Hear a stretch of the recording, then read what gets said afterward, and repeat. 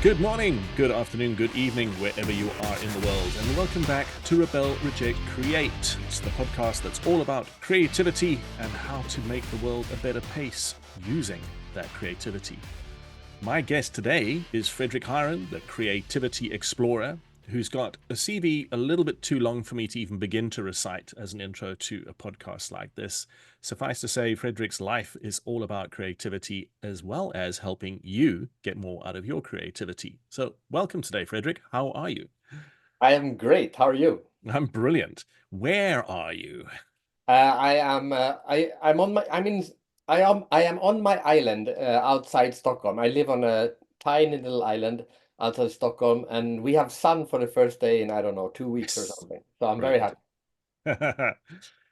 So, the Creativity Explorer, why? What's so important about creativity to dedicate a life to it? Okay, so um, uh, as the creativity explorer, I study creativity. It doesn't necessarily mean that I am super duper creative. I usually do the comparison. If I write books about football, doesn't mean I'm a good football player. It could mean I'm a good football player, but it means I'm very interested in football. So I am very interested in the topic of creativity, and I want to learn as much as I can about the topic from other creative people. So I've dedicated not my whole life, but the last 25 years of it, more or less half of it, to just interviewing creative people about what they do and how to understand the creative process, basically, and understand how to use this amazing force to create a better life, I guess. Okay, good. So, what is it about creativity that so caught your interest? Why is it so important? I think I mean, I've been interested in the topic since I was a child. My mother was a teacher. My father was Um, he was a musician and a music teacher, but a very creative one. So I grew up. I grew up with, especially my dad, actually both of them, but they did things differently in order to create a better life for themselves or and for us to just try new things out. So I guess I grew up with it. And then I have an identical twin, and when you have an identical twin, at least for us, we tried a lot of different. We couldn't just play a game in a normal way. We would have to reinvent the rules all the time just to see what would happen. So Hmm. it's been part of my life for a long time. I never knew how I was gonna use it to make a living. Hmm. But then luckily for me, when I was in university, the internet came. That's how old I am. So suddenly here was the internet and no one knew anything. No one knew how to use it. So no one was an internet expert, which means everyone was a beginner and we just had to figure out how to use this new thing. And it was such a creative environment for like Hmm. 1994 to 2000, say, when no one knew how to do the internet. Now we know how to do the internet, but at that time no one knew, and we just had to try it out. So it was a wonderful, wonderful way to get into the working life, to just experiment with how to use the internet. And then in 2000, I said, okay, let's not just study the internet. Let's just study how to use any new thing, regardless if it's internet or something else. Which led you, of course, to creativity, because how do Exactly. we do that? Mm. So yeah, so and now since then I interview all kinds of, I mean, still interview a lot of tech people, but I interview all kinds of people about how they are, what they do to be more creative, basically. Right. What is the most common answer you get when you're asking people about what they do to be creative? Ah, you know what? That's a very good question, but I don't think there is a common answer. Hmm. But because my lesson is that there's so many different kinds of creative processes that, even if you just take I mean, I'm an author, right? So you take just authors. I read one book, it's called 100 Authors or something, and they interviewed 100 authors about their writing process. And someone said, oh, I need to be in a cafe, I need to be surrounded by other people like J.K. Rowling. Or then you have someone like, I think it's Stephen King, right, who sits in his attic and writes. So are you supposed to sit with others? Or are you supposed to sit by yourself? It's, basically, everyone has their own creative process. But what fascinates me is that almost no one can, in detail, describe their creative process. Which is so I mean, advice number one would be for you to detail your own creative process, and then make sure you build a life based on your observation about what is best for your creative process. Wow. I mean, that's quite a statement, right? I mean, if I can just rephrase what your answer was there is observe what you do every day when you're being creative and actually forget what everyone else says about what you should or shouldn't be doing. Build a life based purely around optimizing those outputs. Yeah, but most people haven't done that. Mm, Most people cannot describe the creative process, and if they can describe it, they haven't built around a world around it. So I'll use myself as an example. So for me, I need to be constantly seeing new things. I need to see new kinds of cultures, new kind of people. I can't have a normal job night. I can't go to an office. Every time I need to see a lot. So uh, 8 months a year or something like that, I travel around the world and I go to between 15 and 35 countries per year. So I go to Bangladesh and Pakistan, and I go to Germany and Canada. I go all over the world and I interview all kinds of people. And this fuels the inspiration, the curiosity, it fuels me like crazy. But then the other half of the year, I sit where I am right now. I sit on my own island, isolated from everyone else, no neighbors, just sits on the island, and all I do is sit and just look at the seagulls and play with my dog and my kids, and then my brain can connect all mm, the like I can do all my thinking. Because my analogy is like the inspiration literally means to breathe in, right? Like inspire is to yeah. breathe in, and expire is to breathe out. So if you constantly would travel, if I would constantly travel all the time, I would be so inspired, but there would be no output, and creativity is output. So right now, for example, now I'm writing, and I'm writing about all the interviews that I did while I was traveling. Mm, So half of the year travel like crazy, half of the year sit on an island and don't meet other people. For me, that is the perfect creative process. For other people, that sounds like extremely stressful or extremely isolated or whatever might not sound great for them. yeah. But very few people have built a life so much around what the creative process what would fertilize their creative process, basically. Right, right. But I like what you're saying because I often use the simplification to say that creativity consists of collecting lots of dots and then connecting them. Yeah, And exactly. so your year is kind of split into those two activities. Yeah, exactly. But I'm an introvert. I'm a curious introvert, which means Mm, my curiosity feeds on meeting all these people, but my introvert feeds on being alone. So yeah, I need to balance the two. right. Fair But enough. the trick is not to copy me. The trick is to figure out what is your like a very common like a lot of people say I have my best ideas when I'm in the shower. Well, Yeah. what does your shower look like? Have you invested a lot of money in building the perfect shower? And Ah, everybody just laughs and said, no, of course not. And I go like, why not? Like, if this is right. to have your best idea, you should invest uh 10 10% of a month of a year's salary Oh once, my God. build a perfect shower, and then that return on investment will be massive. Right. I mean, I talk about the shower as example of a place where people get ideas so much, It's but I've very never, common. right. But I've never talked about the idea that you should have a waterproof whiteboard in there so that you can write everything down. Yeah, no, like you should have the whole walls of your shower should be whiteboard. Yeah. Or with some kind of recording device built into the taps. Of And there are all these things exist. course they do. Right. Yeah. I'm going to remember that. So next time someone says that, I'm going to say, so what does your shower look like? Thank you, Yeah. Frederick. And I like that. what have you done? I mean, that's an extreme example, but what have you done to take advantage of the fact that you have good ideas in the shower? So Right. it could be for other people, it's walking in nature, but then, Yep. okay, well, how often do you schedule walks in nature? Oh, I should do it more often. Well, yeah, you should Mm, actually. Yeah. yeah. Identify the sweet spot, then schedule it. But maybe even more important, identify what kills your creativity and make sure you exclude that from your life. Like for example, stress is terrible for me. So Yeah. I've invested a lot of time and energy to build a very stress-less life, and admin kills me. So I don't. I use like my job is to be a speaker, but I don't use contracts. I don't use. I do admin once every. I send invoices once every 2 months. And the Right. customer goes, why haven't you sent your invoice? Don't you send two, like one invoice when we sign the contract and another invoice before the speech? I go, no, no, no. We're going to minimize the admin here. I will send one invoice and I'll do it after the speech. Okay, it's good for you. That's good for me. Wow. I really like that perspective as well. So don't just identify what works for you, identify what gets in the way. More important, because what kills your creativity, like let's say if someone would force me to do, I don't know, some super boring admin work, that doesn't kill my creativity during that minute I'm doing it. It kills my creativity for 5 hours after that and 2 hours before. I feel so terrible knowing I have to do admin. So if I had a finance, a head of finance who would say you have to invoice every as soon as you've done a speech, that would kill my creativity 20% of my working week because it Wow. frustrates me so much. That's the best piece of, like, I mean, what would you call that? Almost negative advice I've ever Yeah, heard in my life. That's fantastic. reversed advice. Yeah, Yeah. that's it's a you should yeah, it's a good insight. You should focus on what kills your creativity more than Right. what triggers it. Well, it's easier to come up with good ideas when you do a reverse brainstorm, right?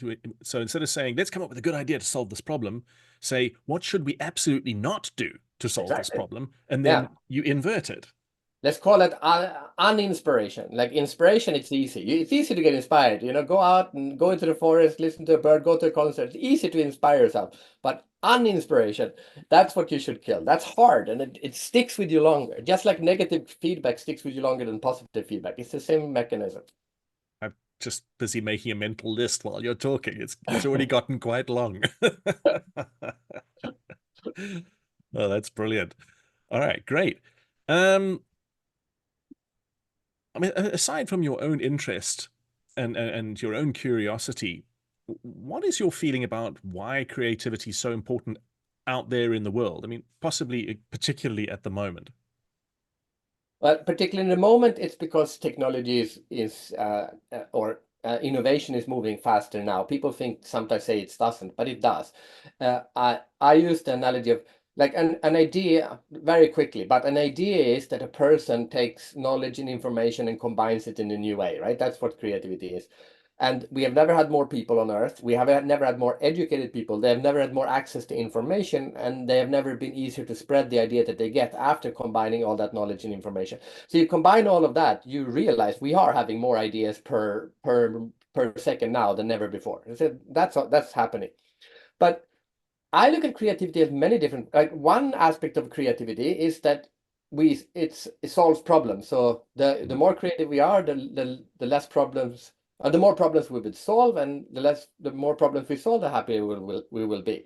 The other aspect of it is creativity in itself makes us happy. Just the fact that you're trying when you are creative, yeah, I mean, you become happier just but while you're being creative. The creative process in itself creates happiness, even regardless if there's a result at the end or not. Just the process makes us happy. So and then the end result, like when you do, especially like, so you do a creative thing for someone else, now you're helping someone else. So Mm. a lot of creativity is actually helping other become happier. So there's so many aspects of making the world back better and happier in creativity. So when you think about it, you're like, why on earth are we not investing more time and energy into this? If someone would describe creativity, the effect it has on us in the process and at the end result, if someone would describe that and say, if we had this superpower, how should we use it? It's, oh, we should invest billions in this. I said, okay. Yeah. And someone will say, well, that's what we do. I said, no, we're not. No, we're not. We could invest way more, way, way more. So why aren't we? Uh, it's actually it's a really good question because uh, I guess you could say we haven't been pushed enough. I think. Hmm. I think it's like you see someone with talent and you go like a guy with the talent or a girl with talent needs someone to see that there's talent and then push that person just hard enough. Yeah. And I think it's the same thing with creativity, maybe Well, I that think a lot of people, we need to push each other and we yeah. need to push ourselves to reach our full creative potential. And I think even, what creative people, if we should say we do the bell curve, the most creative people, they are actually not pushing, most of them are not pushing themselves. And I find that's the saddest. The saddest thing is not the uncreative people who are not trying to become creative. The saddest thing is the creative people who are not pushing themselves enough to be even more creative. Yeah. Yeah, it's like you get into a comfort zone where these things are known and understood, and then it's difficult to summons the will to push that. Yeah, did you see Roger Federer's? He did a commencement Yes. speech. Did you see that when he said he Fantastic. thanked? It's a wonderful speech for many reasons. But the part when he says that he thanks his competitors because they pushed him to train harder. Yeah. Yeah, and then he's of course a great talent, and he was a great tennis player. But then the competition pushed him to try to train even more, Yeah. and that's what made him the greatest. And it's true for creativity too. Not pushing us in like hurting, but forcing ourselves to or pushing in a good way, nudging maybe Well, ourselves to do a little bit more creative every day. I kind of connect that to Csikszentmihalyi's idea of flow, right? Where you're operating at the outer limits of your capacity. So you're pushing yourself, like you said, not so hard that you hurt yourself, but definitely beyond the envelope of what you would normally do. I agree. But I also would say that flow is not, I mean, yes, when we get into the flow, it's a wonderful aspect of the creative process, but we can be in the creative process without being in flow. And Absolutely. that is still, it's like, I don't know, it's like sailing in a very strong wind is flow. Okay, you're flowing really, you're sailing really fast, but even sailing in little wind is still sailing. And we could still say, well, there's no strong wind right now. I'm not in flow. But what could I do to sail a little bit faster in this weak wind? And that still would make us much more productive and happier and all and so on. So always going for flow is a bit uh, utopian. Yeah. We should try to become a little bit more creative even when we are not in flow. Right. Right. I have I a great totally story if you accept that. want. What I learned Yeah, go about on. creativity from a Thai woman. She's a paper artist, an origami artist, super Mhm. creative. I met her in Thailand. Her name is Kay. And I interviewed her. I said, what do you do like when you have a creative block? And she looked at me. She couldn't really understand the question. She said, like, well, like, yeah, when you can't create anything, what do you do? She looked at me, well, I stand up and I go to Starbucks. So, "Oh, okay, so what do you do there? Um, I buy coffee. Okay, what do you do then? I drink my coffee. Like, and then she goes, and then what? Then I go back to my studio. "Ah, okay, and then what? Then I start to create again." And and she Yeah. explained to me, like she called it in Thailand, they have this saying called sabai sabai. Are you familiar with sabai sabai? No. It's like you sit in a bar and you order a drink, and as a Western, you go like, where the hell is my drink? I've been waiting 10 minutes. And the waiter goes, sabai sabai, don't worry, it will come when it comes. Uh, so basically, what she described to me was a creative block without the anxiety. She had a creative block. She just went, okay, I'm stuck. So no need to sit here. I just go out and have a coffee instead. And she was enjoying the coffee. And then it went, okay, let's go back now. So it's the concept of creative block with anxiety is so powerful. And she called it an idea nap. It's like a power nap. So Yeah. you do. It's brilliant, isn't it? And It's suddenly fantastic. and then suddenly you're like, oh, I don't need anxiety when I have a block. Why didn't you tell me that when I was 5? Wow. Now, Frederick, I think you've just given the listeners three very powerful tips for getting into their own creativity and making more of it. So thank you so much for being on the show today. Yeah, it's great. Is there anything you want to say in closing that you'd really want people to go away with regards to creativity?